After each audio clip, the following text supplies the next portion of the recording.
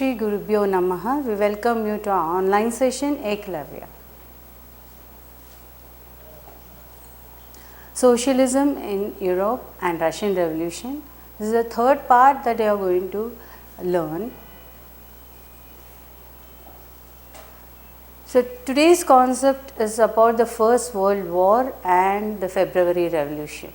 So how the third condition, that is the situation which made Russia to face the revolution to forego. As the recap must be done every time when the students are learning. So the same procedure we are following at every part of the videos. So today's recap is the past video, part 2, where you could learn that how the split of Bolshevik and Menshevik and how the political parties were illegally run. So till 1914, the Russian government, that is Tsar, could not allow the political parties to practice in the country, and people were facing so many economical conditions, and how the Bloody Sunday was giving rise to the violence in order to solve the workers' problem. And Father Gapon was the main lead to execute the revolution. So revolution always is not at the first attempt succeeds. So the way various series of events only leads to a great success, and that's how you could see, have come across in the nationalist movement in India also. So same thing happened in Russian Revolution, and before that in French Revolution.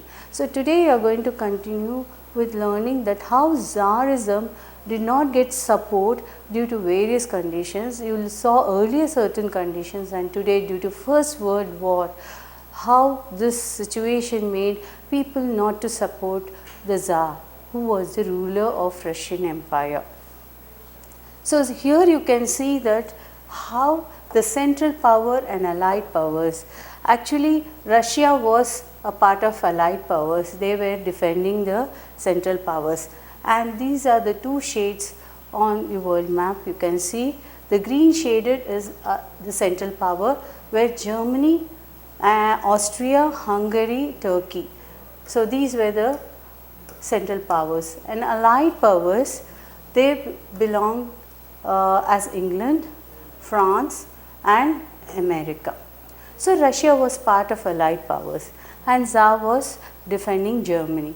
So this created a hatredness towards Germany by the Tsar. Earlier he was supporting Germany representative called Rasputin, who was a close advisor to the Tsar, and his own queen was an origin of Germany, and she had an influence due to some personal reason that made a good impression out of the activities executed by Rasputin, and that's how he became an advisor and to the king and the queen.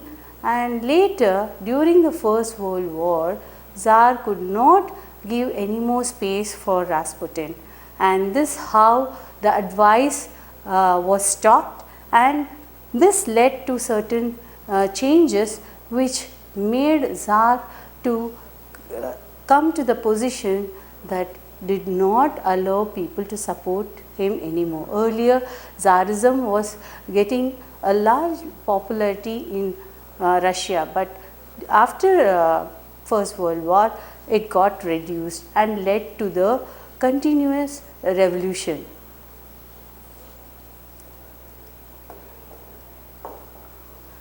So in Russia, the war was initially very popular. People were thinking that Tsar was doing a good job. So you can see that support grew thin later on as German dominated in Baltic Sea. So Germans were stopping the supplies of Russia during the wartime, as Russia was dependent on raw materials for their industries. Though food grains could be cultivated if the supply was stopped, but raw materials were very important, and that's how the productivity went down in Russia, and this all made workers to face more consequences that led to unpopularity of Tsar. Russian armies lost badly in Germany and Austria.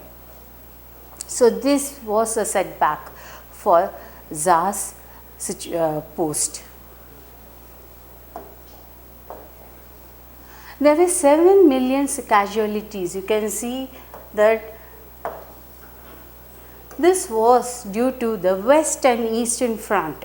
West Front was in open ground where soldiers were facing the defense, but East Front was having a trench method where the soldiers were saved. But western part kind of front did not help soldiers to be in a safe manner during the wartime, and that's why many casualties. And when they started retreating to Russia, they themselves destroyed their own fields, and large devastations occurred and many millions died. So you can see the 7 million casualties and 3 million refugees.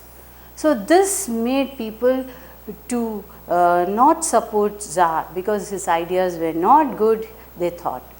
So the war also affected the industries. The labor shortage occurred because more and more soldiers in demand during the wartime. So they had to recruit the healthy people who were the workers in the factories. So factory had to face this situation, and food supply had to go to the defense for war needs. So this all created a worse situation in Russia, and that's how the revolution continued. The workshops were closed down. There was shortage of grain and the bread. That is what the war gave the consequences. And as you know that hatredness towards Germany, as it was a central power that had blockade in the Baltic Sea, and you know that Tsar was started showing his hatredness towards Germany, and he changed the name of St. Petersburg as Petrograd. So the February Revolution, due to the First World War situation, gave way. You can see that how it led. The series of events occurred in the winter of 1917. You can see that Petrograd, the Western Palace, that is Winter Palace, was the Tsar's place during the winter season, and food shortage and workers' quarters all were affected. You can see that 22 February lockout took place at factory, and 50 other factories joined in sympathy towards it. Women also led to participate in the revolution, because till then women were restricted, but later on the situation created in such a manner that women had to participate in this protest. So strikes occurred. You know that restrictions, beyond restrictions, they started participating in a bold manner towards strikes, and this came to be called International Women's Day. Very important to know. So the government imposed curfew as the quarters of the fashionable area, that is the you can say elite group who were high class, they were residing in that part, and they were surrounded by workers. So on the 24th and 25th, the government called out the cavalry and police to restrict this kind of revolution from people. So on 25th February, you can see that government suspended Duma. This is the third time that the Tsar has taken this action and spoke against the measure. The people were out with force once again. That means it created such a moment that people now did not stop for any restrictions, and they just burst out for revolution. So on 27th, the police headquarters were covered, ransacked. So cavalry, you know, on the horse, the police, so called out again, however, to refuse a fire on demonstrators. People were out of the house and demonstrated, and officers who were shot at the barracks of regiment. This happened in your nationalist movement when General Dyer shot at the innocent people. Same thing happened in this revolution where Tsar was restricting with his police officers. So mutinous vote to join the striking. So workers gathered to form a Soviet Union, a council, and it was done as Petrograd Soviet. So now people have come to at any extent to achieve a change. A delegation went to meet Tsar. Military commanders advised him to abdicate. That means a change has come. Now the Soviet Union by force trying to abdicate the Tsar to remove him and establish a new government. So Tsar abdicated on 2nd March. You can see a provincial government was established by the Soviet and Duma leaders who were all earlier, you can say, conservatives, now openly were against Tsar due to the World War. The people involved were parliamentarians, workers, women workers, soldiers and military commanders. All together were against Tsar, and this was a situation to bring a big change in Russia. So what are the effects? The restrictions on public meetings and associations were removed. So this was a change brought in. All the restrictions were removed. Soviets were set up everywhere. Association and councils were set up everywhere. In individual areas, factory committees were formed and began questioning the way industrialists ran their factories. So they wanted to bring mainly change in factories which will enhance the life of the factory workers. So soldiers committees also were formed. You can see that now such a big change has happened. People earlier were abiding the restrictions what were established by the government, but now they have tried to bring a big change, and now in a bold manner they are trying to form associations and committees in order to bring a big change. And the provisional government, you can say that power declined and Bolshevik influence grew. So now the Socialist Party, Democratic Party, which was run by Bolshevik leader Lenin, could